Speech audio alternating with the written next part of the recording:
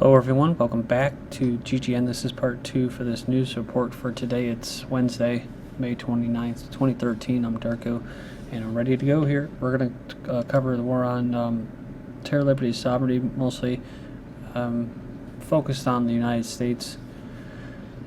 The U.S. government fears its own population. The government of the United States fears the population of its own country because it represents different interests than those of the American people, says Joe Losbaker, a member of the Committee to Stop FBI Repression. It says the FBI is a political force and the government fears the population of its own country. They are right to be afraid, of course, because they are serving the different interests than ours. I don't know exactly what he's saying, but he's saying that they are serving only the interests of the 1%, not the 99%. However, as long as American activists are organizing in their anti-war communities and unions, they can exude far greater power than the FBI. And yeah, so like people that are anti-war, they'll be lumped in with Muslim extremists. That's how they see those type groups. I'm going to read a comment here. This is completely wrong. In a democracy, the government fears the population because they can remove them from power. However, in an undemocratic country, the people fear the government because the government can do whatever they want, like surveillance, like he was using that as an example. It says America's a police state. If you look at their laws and look how they deal with their protesters, how they torture people, how their police are armed, how their police shoot to kill. Poll says majority view today's federal government as too powerful. A majority of Americans said they believe the federal government today wields too much power. 54% that expressed that belief, however, is only slightly higher than reported in 2012, slightly lower than reported in 2010 and 2011. Lastly, 46% of Americans said they agreed with the statement that the federal government poses an immediate threat to the rights and freedoms of ordinary citizens, with 53% disagreeing. High school teacher discipline for reminding students about the Fifth Amendment to the U.S. Constitution before taking behavioral survey. So Illinois high school teachers, fans are rallying to support him as he faces possible discipline for advising students of their constitutional rights before taking a school survey on their behavior. So it says here they've been collecting signatures on an online petition, passing the word on Facebook, sending letters to the school board. Students and parents have praised his ability to interest reluctant students in history and current affairs. So it says here the issue that he raised was whether school officials considered that students could incriminate themselves with their answers to the survey that included questions about drug and alcohol use. The survey is part of measuring how students meet the social, emotional learning standards set by the state. Meet the social, emotional learning standards set by the state. I guess that's, you have to be traumatized, right, to be indoctrinated. It is the first year Batavia has administered such a survey. School district officials declined to provide a copy of the survey to the Daily Herald, saying they bought it from a private company. Hopefully people see this. They ran corporations saying, oh, we should put drone bases over in India. And you see who's writing policy, these corporations that are owned by very few, the 1%, right? I don't think that they're really all that afraid of us. The military is, in a sense, and the police are all they're all employees of the monetary system, which is run by these by the 1% or whatever. And when you talk about how the federal government is too powerful, we're talking about the 1%'s control, right? The federal government completely represents globalism, and it does not represent a balance of power. It represents the ability for a select few to basically to dominate. I mean, if we had a confederation of states, each state would be a country, but the federal government just basically squashes that, and that's because they don't want the globalists don't want individual states to have power. In my personal opinion, I think that's what the whole revolution was about, the American Revolution. Why you had so many Freemasons there in the beginning setting it up. German finance minister warns of revolution. So he warned on Tuesday that unless Europe wins the battle against youth unemployment, revolution is a distinct possibility. Graduates in Spain are turning 30 without ever having a job, they said here. The social spillover is evidenced by the riots in Stockholm. So it's like that in Greece too. Youth unemployment in Spain real high. We are now 1 year away from global riots, complex systems theorist says. So it says if there's a single factor that reliably sparks social unrest, it's food becoming too scarce or too expensive, so argues a group of complex systems theorists in Cambridge. So it says the 2011 paper unveiled why the waves of unrest that swept the world in 2011 crashed when they did. The number one deterrent was soaring food prices. Their model identified a precise threshold for global food prices that, if breached, would lead to worldwide unrest. They did the same thing with gasoline, too. I've mentioned that. I think it was, what, $5? $6? Actually, that was probably the big cause of the Arab Spring, too. See, again, they control the monetary system. They use it for their advantage. They use money as a system of control, right? They used diversity and human rights as a way to gain political control. So, they wanted to get an Arab Spring, people protesting against, quote, dictatorships. Well, they just start starving them, and then they start rioting, and then Al Jazeera goes on and says, they're calling for they want democracy. Well, let's give them American corporatocracy, right? Call it democracy. Rand Paul, how I say is an outspoken Zionist, says here Obama losing moral authority to lead. So now all of a sudden he's getting on the side of, quote, libertarians and government folks, revolutionists. Will he be the leader if there is a revolution, a controlled revolution? He's all for Israel first. He is for using drones and stuff. So Adam Kokesh's planned July 4th open carry march appears to be a honeypot of controlled opposition.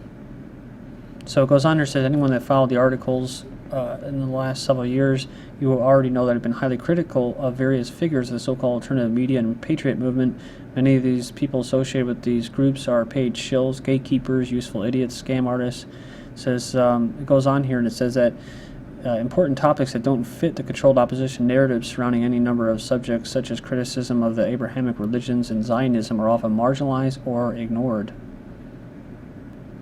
Says here that many of these people are a part of a controlled opposition front which would eventually be used to start a civil war or at least provide a pretext for a militarized crackdown by the government. With that in mind, the whole narrative surrounding Adam Kokesh and his planned 4th of July open carry march on Washington, D.C. and other state capitol buildings has been of great concern to him. Says here the plan is for Kokesh and his supporters to march towards these capitol buildings while openly carrying firearms. In D.C., you are not allowed to openly carry firearms unless you are wearing a goofy blue uniform and hold a badge, because the people running that city hate freedom. So it says as a result, the potential for a violent confrontation or a staged event to demonize gun owners, patriots, and others is highly probable if this march goes on as planned. This is not me saying this. I'm just reading it. So, there's a lot of people that believe what he's doing is good and right, and that's cool. So, but I'm just trying to, broaden people's horizons, give maybe the bigger picture to see the possibilities of what's going on here. Each time this man has been arrested, the incident appears to be the product of staged theatrics. Recently, he was arrested in Philadelphia. It says it's puzzling because there was no legitimate reason for him to be specifically arrested. It was almost as if his arrest was pre-planned, despite the fact that he'd been used by the alternative media to highlight government tyranny.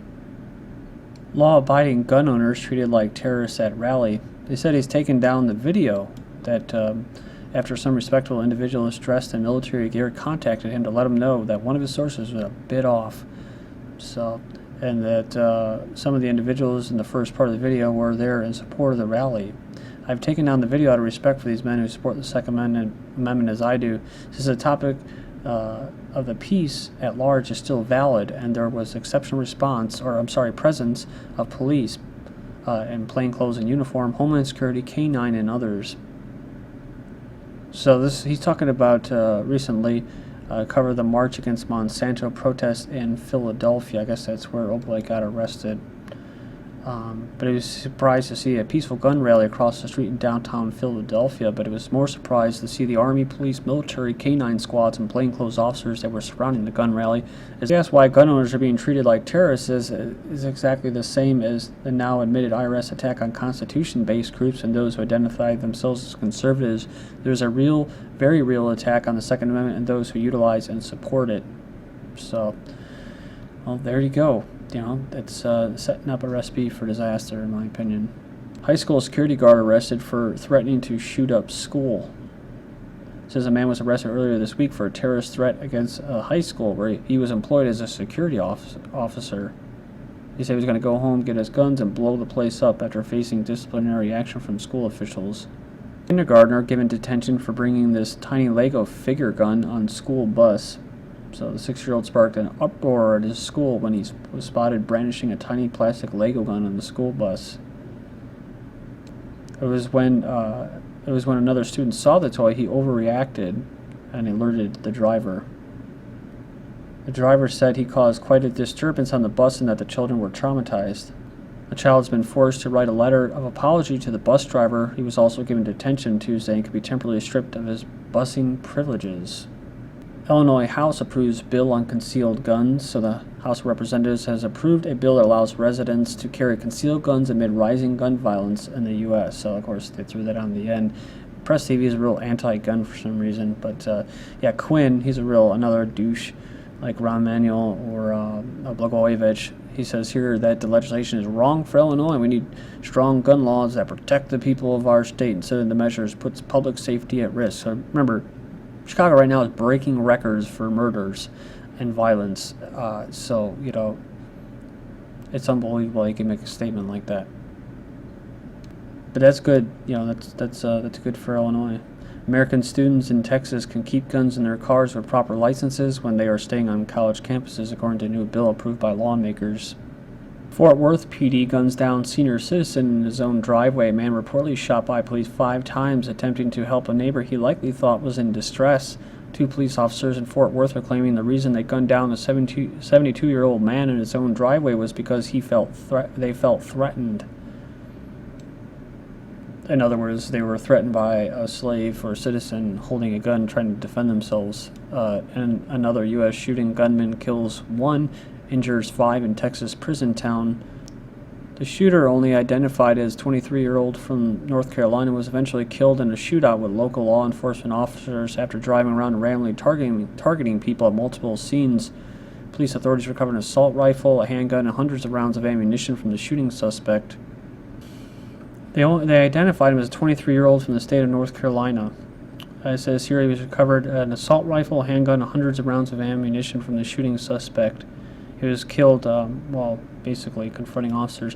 But this is the story. It's revealed decorated U.S. Marine who killed a woman and wounded 5 in random Texas shooting spree stabbed his wife to death in North Carolina motel 1,500 miles away. He was stationed at Camp Lejeune.